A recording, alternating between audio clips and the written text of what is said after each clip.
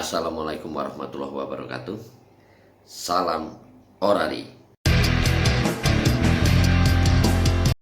Oke, jadi hari ini saya ingin membahas tentang Munas lanjutan yang diadakan di Bengkulu. Nah, ada beberapa opini yang mengatakan bahwa ini tidak sah, tidak sesuai dengan ADART. Itu sangat salah besar. Jadi ingat, Munas lanjutan itu memang wajib dilaksanakan. Nah, kenapa kok wajib dilaksanakan? Karena memang Munas yang di Jakarta yang dimulai pada tanggal 26 ya. Nah, memang saat itu ada terjadi kendala, bahkan tragedi karena ada yang meninggal ya. Nah, saat itu sidang pleno pertama sudah selesai. Nah, akhirnya dilanjutkan oleh sidang pleno kedua. Nah, memang sampai ke pemilihan DPP. Nah, terus dasarnya apa kok ada yang mengatakan bahwa ini dianggap sah dan tidak sah? Ya jelas ini sangat sah banget karena pengurus yang lama itu sudah dimisioner. Nah, semua surat keputusan penetapan juga ada semua. Nah, itu ada yang sudah saya posting di media sosial, yaitu silahkan dicari di situ, situsnya sudah saya posting. Penetapan-penetapan yang ada sudah ada semua.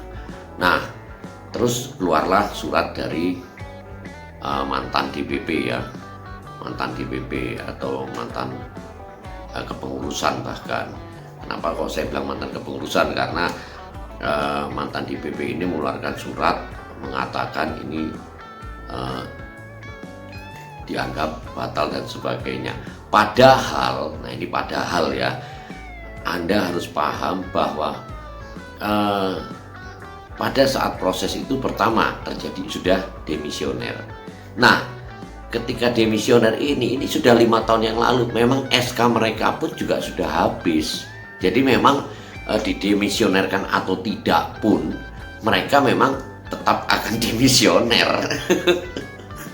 Karena kepengurusannya memang sudah 5 tahun, sudah lebih. Nah, seperti itu. Nah, apalagi prosesi Munas kemarin juga berjalan sesuai dengan aturan. Nah, terus kemarin ada yang bilang, wah itu tidak sesuai dengan aturan karena komisi A, komisi B atau komisi-komisi tidak dibahas.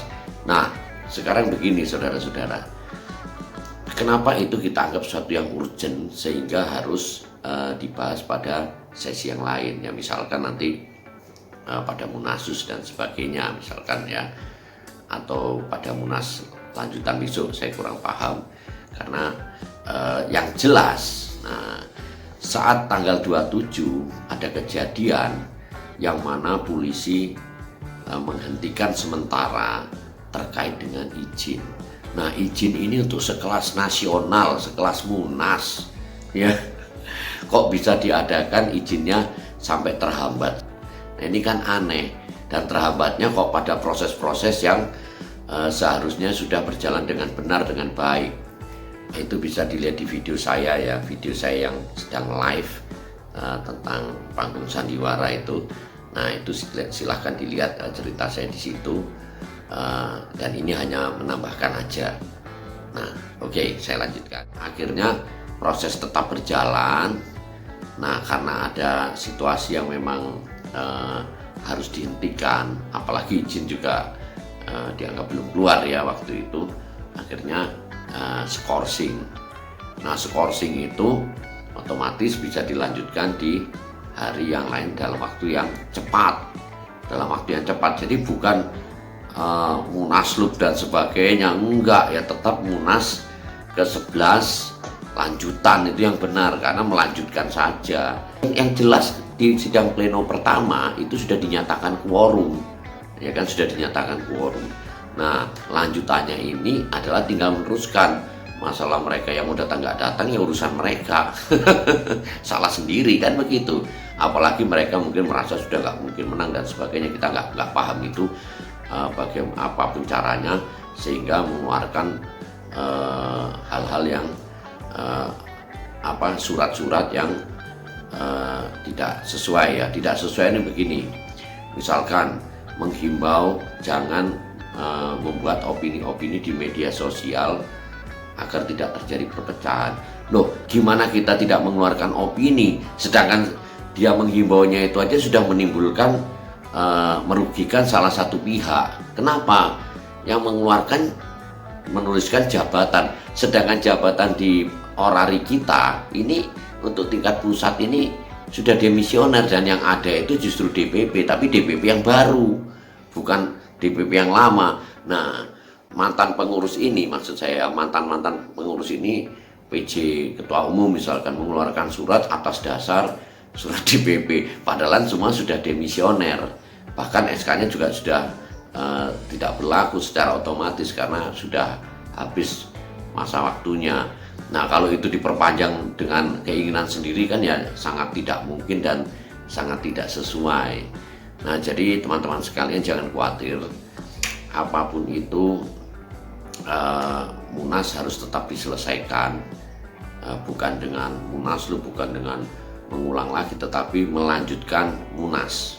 Makanya Munas ke-11 lanjutan. Nah, lebih mudahnya seperti itu, yaitu melanjutkan prosesi yang sudah ada.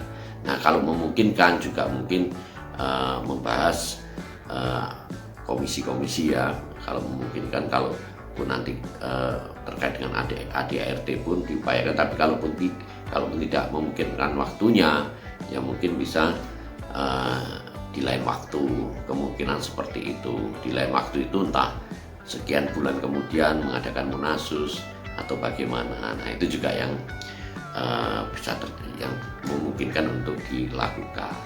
Nah, jadi itu aja saudara-saudara. Saya tidak ngomong panjang, tapi paling tidak teman-teman ini nggak usah bingung bahwa Munas lanjutan ini insya Allah akan membentuk kepengurusan. Nah, kepengurusan berarti DPP, dan kalau DPP sudah ya, tinggal pengurusnya, tinggal ketua umumnya. Nah, kalau DPP sudah ada, di ketua umum juga sudah keluar, namanya kepengurusan.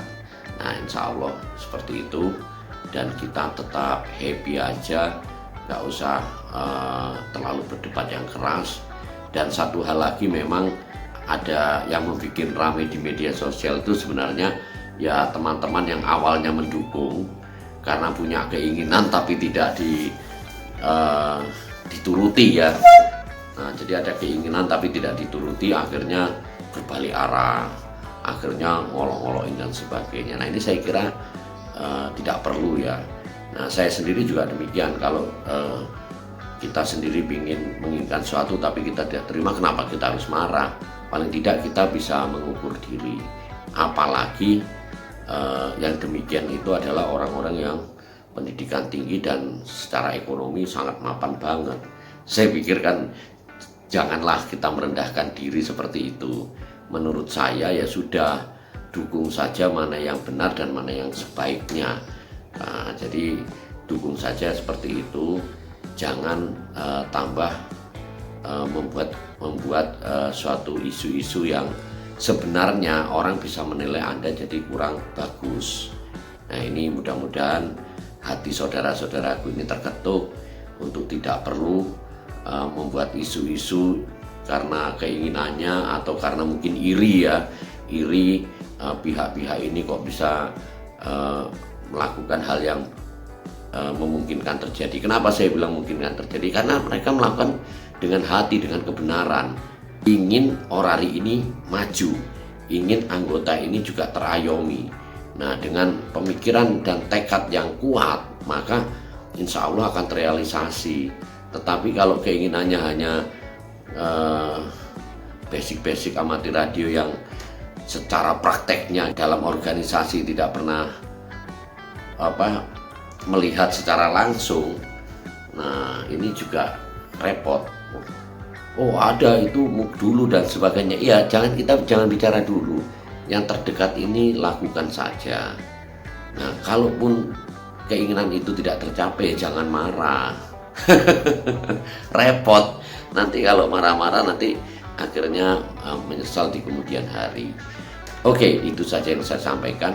Semoga bermanfaat dan oke.